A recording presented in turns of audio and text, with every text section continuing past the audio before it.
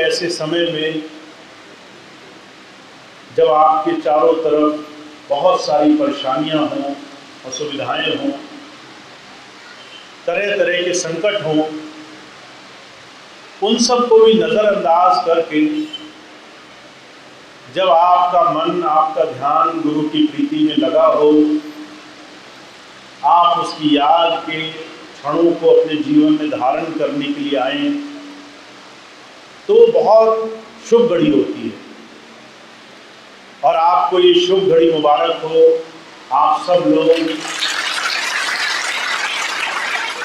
बहुत सारे कष्टों में, परेशानियों में, असुविधाओं में सिर्फ अपने हृदय में गुरु से जुड़ने का भाव, उनकी याद लेकर के दौड़े दौड़े चले आए। संसार में ऐसी प्रीति, ऐसी लगन हर किसी को नहीं मिलती। भगवान श्री कृष्ण ने बड़े साफ लफ्जों में इस बात को कहा है, जिसका ऐसा भाव है, ऐसी प्रीति है, वो मुझे सबसे प्रिय है। भाव का भूखा हूँ मैं, भाव ही एक सार है, भाव से मुझको भजे तो उसका बेड़ा पार है। ऐसी लगन आपको मिली है, ये उस प्रभु की बहुत कृपा है। कभी इस बात को कम मत मानना। बहुत से लोग जब संसार में कष्ट आते हैं तो अपने आप को बड़ा अभागा मानते हैं। हम कष्ट में हैं, हम दुखी हैं, परेशान हैं, हमारी कोई रक्षा करने वाला नहीं है।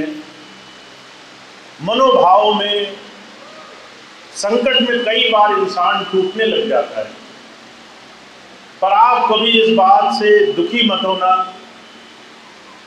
जिसके हृदय में ऐसी गुरु की प्रीति हो, वो कभी अकेला नहीं हो सकता। उसके जीवन में हमेशा गुरु कृपा, गुरु की दया मेहर से जीवन के रास्ते, लक्ष्य की तरफ बढ़ने का एक मनोभाव हमेशा उसके जीवन में बना रहता है। हमें आज ऐसा सुंदर अवसर मिला है गुरु धारा से जुड़ने का, और मैं हमेशा एक ही विनती करता हूं, आप सबको जब भी ऐसा अवसर मिले, हमेशा शिष्य बनना। कभी अपने आप को किसी औहदे, किसी पद, किसी जगह पहुंचा हुआ मत मानना। जो शिष्य है, जिसके हाथ गुरु दरबार में हमेशा उससे मांग करेंगे, जो पात्र बनेगा, जिसकी नज़र हमेशा उससे, उसके प्रेम को पाने की रहेगी, वो हमेशा कुछ न कुछ लेकर जाएगा। वो कभी खाली हाथ नहीं जाएगा। और अगर हमारा ऐसा भाव, ऐसी प्रीति, ऐसा जुड़ाव है, तो जो कहा करते थे आपके जीवन में आप सबसे बड़े भाग्य के, सबसे ज़्यादा भाग्यशाली हैं। गुरु अर्जुन देव जी महाराज ने सिर्फ इसी एक बात को बहुत जोर दे करके कहा है, गुरु आपके लिए क्या होना चाहिए। आप गुरु को किस दृष्टि से देखो, कैसे प्रेम करो, उसे क्या मानो, उसे किस तरीके से अपने जीवन में धारण करो। गुरु महाराज कहते हैं, तू मेरा पिता, तू है मेरा माता, तू मेरा बंधक, तू मेरा भ्राता। गुरु कौन है? कहते तू मेरा पिता है। पिता की तरह तू मेरा हर वक्त, हर पल, हर क्षण रक्षा करने वाला है।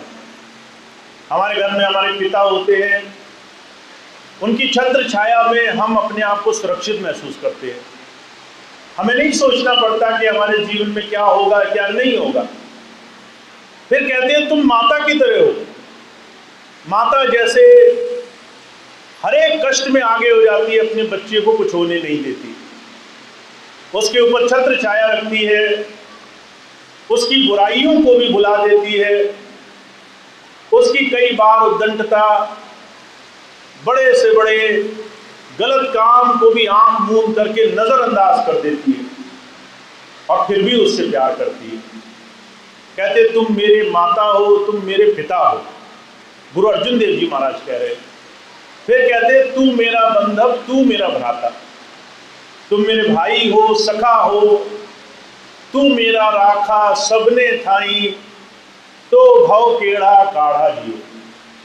तुम मेरे भाई हो, तुम मेरे सखा हो, तुम मेरे रक्षक हो, तुम सब कुछ हो मेरे।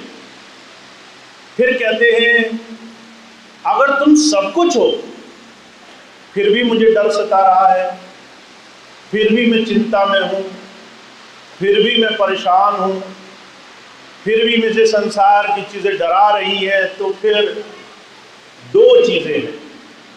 या तो मैंने तुम्हें ये सब माना नहीं, और अगर माना तो फिर मैं उस प्रभु धारा से अभी जुड़ा नहीं। तो जो कहा करते थे गुरु से हमारा नाता जो इन तमाम चीजों से है, वो हमारा सब कुछ है, हर पल, हर घड़ी, हर क्षण हमारी संभाल करने वाला है। उसके बाद अगर गुरु प्रेमी को ये तमाम दुनिया के दुख सताते हैं तो उसे अपने उस प्रभु से, रक्षक से, माता पिता से अपना संबंध फिर से स्थापित करना चाहिए। दोबारा से गुरु से जुड़ो, और इस बार ऐसे जुड़ो कि तुम्हारे जीवन में विश्वास बहुत पक्का हो। तुम्हें इस बात का भय ना हो कि तुम्हें संसार की कोई बात सता सकती है। ये बात मैं क्यों कहता हूं? कई बार जब हम ऐसी बातें सुनते हैं तो हमें लगता है ये बातें हमारे लिए नहीं है, हम तो बहुत ज्यादा विश्वास में हैं, हमारा भाव बहुत लगा है।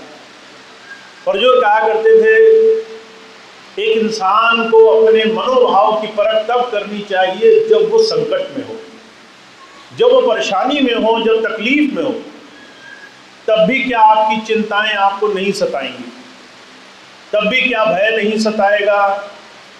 तब भी क्या आप संसार में घबराओगे नहीं? ये आपकी परख होनी चाहिए। जब मैं बहुत से भाई बहनों को देखता हूं तो वो कई बार संसार की बहुत सारी चीजों से घबरा जाते हैं। इस बात से कि शरीर स्वस्थ नहीं है, शरीर में रोग लग गए हैं, इस बात से कि हमारा जीवन गुजर गया, हमारे बाल बच्चे, नाती पोते, उनका जीवन अभी सदा नहीं, उनका जीवन अभी बना नहीं, तो हम उसको अपनी जिम्मेदारी मानते हैं कि हम अपने जाते जाते अपने नाती पोतों का भी जीवन सुधार जाए। इस बात की चिंता सताती है कि हमारा घर परिवार नहीं बना है, हमने जमीन नहीं खरीदी है, हमने अभी कारोबार नहीं बनाया है, बैंक में पैसा नहीं इकट्ठा हुआ है। ये सारी चिंताएं आपके मन को हर पल हर घड़ी संसार की तरफ लेकर भाग रही हैं। और जो कहा करते थे इसके सिर्फ दुष्परिणाम है। जितना आपका मन दुनिया में दुखी होगा उतना ज्यादा आप संसार में बेचैन रहोगे, शांति नहीं रहेगी, अस्थिरता रहेगी, घबराओगे।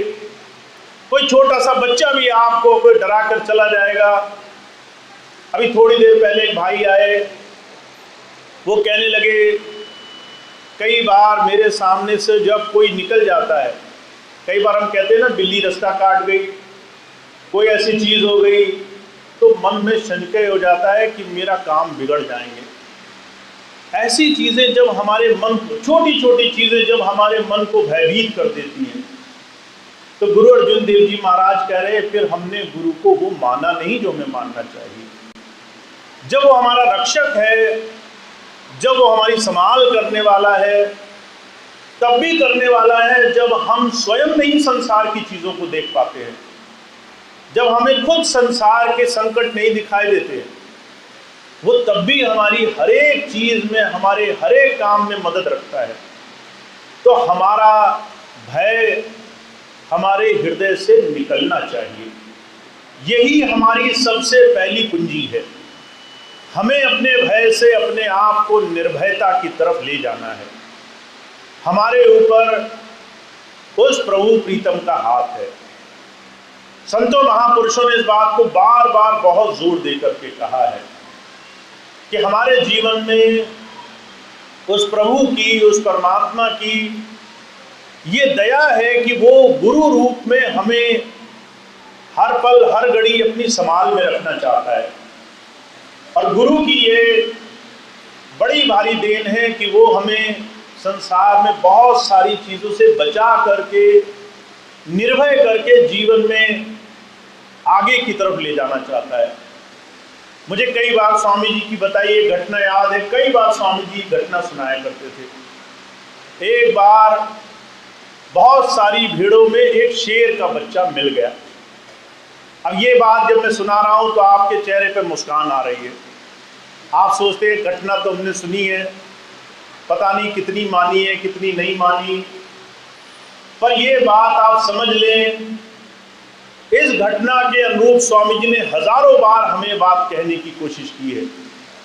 तुम शेर के बच्चे हो, तुम ऐसे महापुरुष के साथ जुड़े हो जो अपनी अभी असलियत, अपनी सुध-बुध, अपनी हस्ती भूल करके बैठा हुआ है, भेड़ों के साथ गुम है, मिमिया रहा है और इन तमाम चीज़ों के साथ दुनिया की वो बोली बोल रहा है जो तुम्हारी असली बोली नहीं है। तुम्हारी असली बोली वो दहाड़ है जिससे दुनिया के सारे संकट पीछे हट जाते हैं। पर अभी तुम्हें अपना वो भ्रम हटाना है जिससे तुम्हारा ये भय जाए, जिससे तुम्हें ये नजर आए कि तुम किसके संतान हो, किससे जुड़े हो, कौन तुम्हारा परम पिता है, किसकी धारा से तुम जुड़े हुए हो। तो स्वामी जी कई बार इसी बात को कहते निर्भय बनो, संसार में भय नहीं होना चाहिए। गुरु गोविंद सिंह जी महाराज बड़े गर्व से कहा करते थे मैंने 5 प्यारे बनाए हैं, ये ऐसे हैं जो है जिससे मैं कहूँ चाहे वो हजारों लाखों की गिनती में हो, उससे एक लड़ने के लिए काफी है। का 1.25 लाख से एक लड़ाऊं, तय गुरु गोविंद नाम कहाऊं। हुजूर कहा करते थे संतों को इस बात का गर्व होता है, मैंने ऐसे बच्चे बनाए हैं, 1.25 लाख खड़े होंगे, मैं एक को खड़ा करूंगा और वो फिर भी जीत कर आएगा, वो फिर भी वहां पर हर तरीके से महारत बनाकर आएगा। तो आप ऐसे ही गुरु के सच्चे प्रेमी जीव हो, ऐसे ही शेर की संतान हो, ऐसे ही निर्भय बच्चे हो जिन्हें अपने जीवन में ये बात हमेशा याद रखनी चाहिए कि आप कहाँ से आए हो।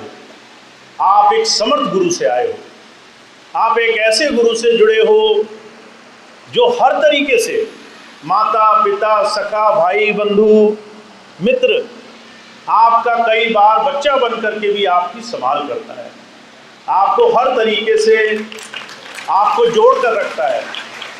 और अगर आपको ये बात याद रहेगी तो आपकी सबसे पहले मन की भय, आपकी पीड़ा निकल जाएगी और आप इस संसार में ऐसे रहोगे।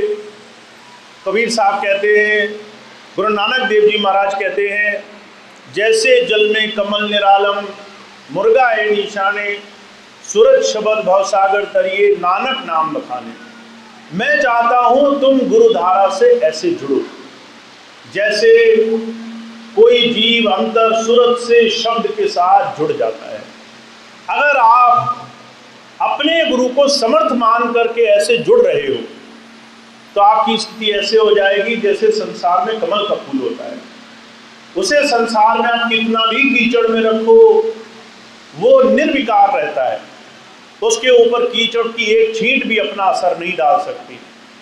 अगर जल मुर्गावी पक्षी को देखो, वो जल में रहता है, पानी में पर भीगे रहते हैं, बाहर निकलता है सूखे पर उड़ जाता है। कहते ऐसे ही मैंने तुम्हें अपना प्रेमी जीव बनाया है, पर इस अवस्था को तुम्हें पाना है, आप बने बनाए नहीं आए। हुजूर कहा करते थे आपको अभी ये दात मिली है पर आपको अभी इसको साधना है। अभी आप भीड़ों में मिले हो, असल स्वरूप को जानना है, गुरु को पहचानना है, ऐसा भरोसा विश्वास बनाना है कि आपका अंतरकरण, आपका अंदर मन इतना मजबूत हो कि दुनिया का कोई भी क्षण उसे डरा ना सके, कोई भी संसार की भोग वस्तुएं उनको हल पल एक क्षण के लिए भी गिरा ना सके। ऐसा निर्भय पद आपको मिलना है। उस निर्भय पद को पाना हमारा सबसे पहला कदम होना चाहिए। तो आप सबको मैं एक ही बात कहता हूँ, वो समय चला गया जब कोई भी आपको डरा सकता था, वो क्षण चला गया जब आपने डर के, परेशान हो के, चिंताओं में, दूसरी परेशानियों में अपना समय काट दिया। अब वो समय आ गया है जब आपको अपना असल स्वरूप पहचानना है, आपको मजबूत होना है, आपको अपने समर्थ गुरु की सच्चाई को समझना है, आपको निर्भय पद की तरफ चलना है। दुनिया की कोई भी चिंता हो, हारी, बीमारी, दुनियादारी, मुकदमेदारी, शरीर रोग, दुनिया के कोई भी साधन, इन तमाम चीज़ों में आप ये ध्यान रखो कि आप इन तमाम चीज़ों से ऊपर हो और इन तमाम चीज़ों से आगे बढ़ने के लिए आए हो। और इसके लिए हमें अब आगे आने वाला हर एक क्षण, जब भी हमारे मन में गुरु की याद आए, तो हमें दुर्बलता से, कमज़ोरी से याद ना आए, हमें इस गर्व से याद आए कि हम ऐसे समर्थ गुरु के साथ जुड़े हैं जो हमारे जीवन में हमें दुनिया के सारे संकटों से पार करने के लिए आया है। मुझे आदि स्वामी जी तो कई बार एक बात कहा करते थे कि दुनिया की चीज़ें तो बहुत छोटी सी बात है, काल और महाकाल भी तुम्हारा कुछ नहीं बिगाड़ सकता। अगर आपको बात ये याद है, अगर आपको स्वामी जी की कही ये बात याद है, तो आपको अपना अंतःकरण मजबूत करना है, आपको हिम्मत से गुरु के विश्वास के साथ जीवन में आगे बढ़ना शुरू करना है। और जो कहा करते थे, जब ऐसी मजबूती से आप आगे बढ़ोगे, जब ऐसी मजबूती से आप गुरु नाम लोगे, जब ऐसी मजबूती से संसार के हर रोज मन की चोट से आप हर रोज आगे बढ़ोगे, तो आपके लिए हर रोज विजय होगी, हर रोज संसार की तमाम चीज़ें आपसे हारेंगी। आप हर रोज अपने जीवन में नाम की कमाई और संसार की उपलब्धियों दोनों से भरपूर अपना जीवन गुजार पाओगे। तो गुरु दोनों ही चीज़ें देने के लिए आया है। कभी ये मत समझिए कि वो आपको संन्यास या फिर दुनिया से काट करके सिर्फ साधना के पथ पर ले जाने के लिए आया है। वो चाहता है आपका जीवन भी अच्छा गुजरे, आपके संसार के जो काम हैं वो भी अच्छे हों, आप हर एक काम में अच्छे बनो और साथ साथ आप अंतर से निर्भय पद भी पाओ, वो मजबूती पाओ कि आपके जीवन में आपको हमेशा गुरु नाम का भरोसा बना रहे। तो इस काम को हमें खूब अपने जीवन में बनाना है और अपने जीवन में सिर्फ इस बात को धारण करना है। मैं एक और बात कहता हूँ, उसको आप और अपने जीवन में लाने की कोशिश करें। हमारे जीवन में अगर हमारा वचन झूठा हो गया, मुंह से निकली हुई बात झूठी हो गई, तो सारी चीज़ें बेकार है।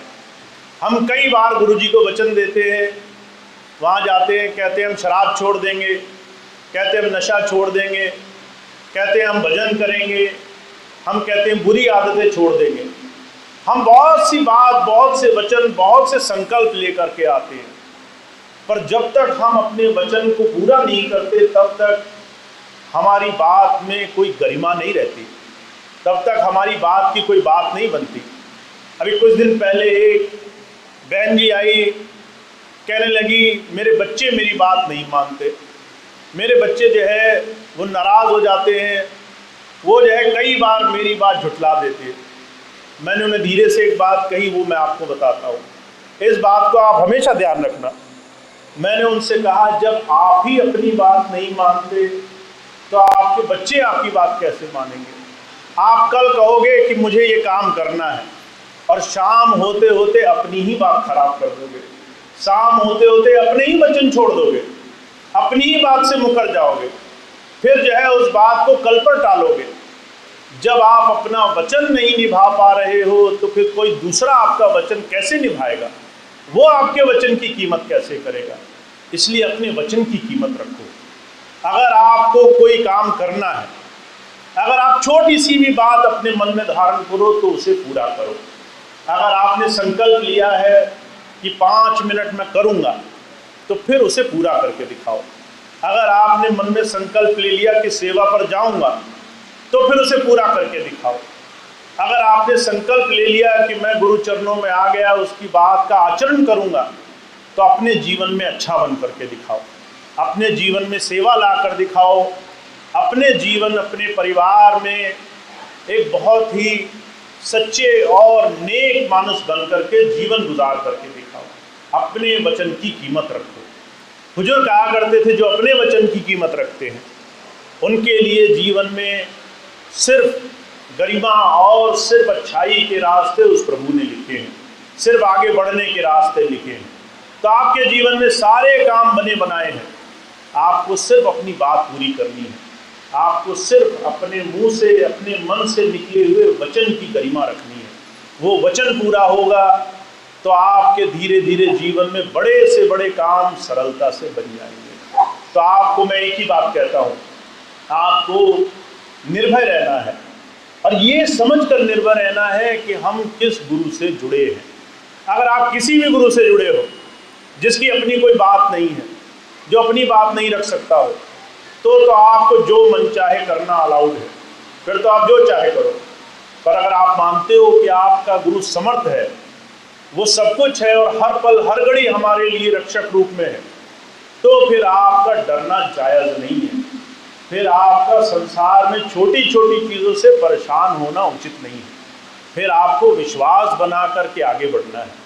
तो स्वामी जी यही बात कह रहे हैं, निर्भय पद लाओ, अपने वचन की लाज रखो। और ये बात अगर आपने अपने आचरण में उतार ली तो आपके साथ बड़े से बड़े, बहुत बड़े बड़े नामी गिरामी लोग भी खड़े होंगे, वो भी आपका सामना नहीं कर सकते, वो भी आपके सामने झुक जाया करेंगे। तो आपको इस आचरण को, गुरु की इस बात को अपने जीवन में उतारना है और इसी से हमारे गुरु सेवा के इस लक्ष्य को, गुरु की भक्ति के इस लक्ष्य को हम अपने जीवन में प्राप्त करेंगे। इसी से हम गुरु के प्यारे बनेंगे। तो मैं आपको सिर्फ इतनी बात कहता हूँ, हमारे जीवन में आगे बढ़ने का लक्ष्य होना चाहिए कि हम गुरु के प्रेमी बने, उसके प्यारे बने, हम जो है उसकी नज़र के सामने पहुँचने लायक बने कि वो हमें सही मायनों में देखे और उसको याद रहे कि यही वो मेरा बच्चा है जो मेरी बात मानता है, जो मेरी बात कभी टालता नहीं। तो ऐसा बनने के लिए अगर थोड़ा आराम त्यागना पड़े, थोड़ा जल्दी उठना पड़े, थोड़ा सा अपनी बात को निभाने के लिए मेहनत करनी पड़े, अगर थोड़ा सा मन मारना पड़े, तो वो सारी चीज़ें उचित हैं और उसको किया जाना हमारे जीवन का धर्म होना चाहिए। तो मैं इतनी बात कहता हूँ, संकल्प साधिए और संकल्प को पूरा कीजिए। अगर भजन नहीं तो भोजन नहीं, अगर याद नहीं तो दुनिया की दूसरी सुख सुविधाएं आराम नहीं, दूसरे बहुत सारे साधन नहीं। अगर आपने संकल्प साध लिया तो समझ लीजिए स्वामी जी की बात पूरी कर ली। तो मैं इतनी बात कहता हूँ, संकल्प साधना हमारे जीवन का लक्ष्य होना चाहिए।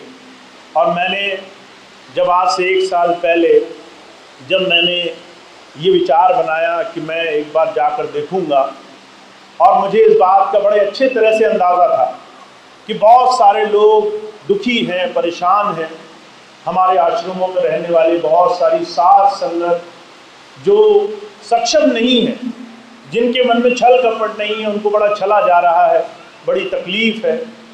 तो मेरे मन में एक पीड़ा हुई कि मैं जाऊं एक बार देखूं। और मैं जहां 2-4 लोगों के लिए आया था, वहां मुझे बहुत सारे ऐसे लोग मिले जिन्होंने 10 वर्षों में बहुत कठिनाई से अपने जीवन को गुजारा था। तो मैंने ये संकल्प लिया, ये प्रार्थना ली कि मेरे से जो भी बन पड़ेगा मैं अपने जीवन में करूँगा, ताकि आपके जीवन में आपको आपके लक्ष्य तक पहुँचने के हर एक साधन मिले।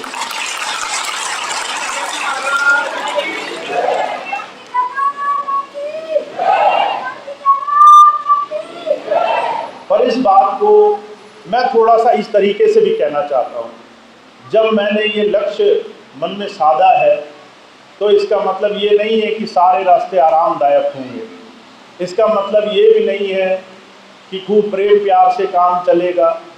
मेरा प्रेम आपके लिए बहुत है, पर साथ साथ मेरे मन में सही रास्ते पर चलने का एक दृढ़ संकल्प भी है। इसका मतलब ये है कि सिर्फ आराम तलबी से ना मेरा काम चलेगा ना आपका काम चलेगा। अगर आप सोच रहे हैं कि भैया जी आ गए, कौन सा देख पा रहे हैं, अब तो महीने में एक ही बार आते हैं, कभी कभी तो एक महीने में भी नहीं आते, 2 महीने में आते हैं। हम चाहे जैसा मन चाहे वैसा जीवन जिए, वहाँ जाकर के हम खूब बड़ाई कर देंगे, भैया जी को पता नहीं चलेगा। तो आप ये बात मन से बिल्कुल निकाल दीजिए। अगर आप ये सोचते हो कि आप भजन सिमरन नहीं करेंगे और सामने आकर बोलेंगे कि हमने 1 घंटा किया, 2 घंटा किया, तो आपकी ये बात छुपेगी नहीं। अगर आप करेंगे तो वो चीज़ नज़र आएगी, अगर आप सेवा में लगेंगे तो वो बात नज़र आएगी, अगर आप संकल्प लेंगे तो आपकी आंखों में वो दृढ़ विश्वास नज़र आएगा, आप इसे छुपा नहीं पाएंगे। तो आप इस बात को मन में बहुत प्रेम भाव से साध लीजिए कि मैं आपके साथ हूँ और आपको इस रास्ते पर चलाने के लिए जितना मैं संकल्पवान हूँ उतना ही संकल्प आपका भी लेना बहुत ज़रूरी है। तो संकल्प लीजिए कि हम गुरु के इस मिशन में तन मन धन से समर्पित होकर के जीवन में आगे की दिशा में बढ़ेंगे। तो इतनी बात आपको संकल्प लेनी है।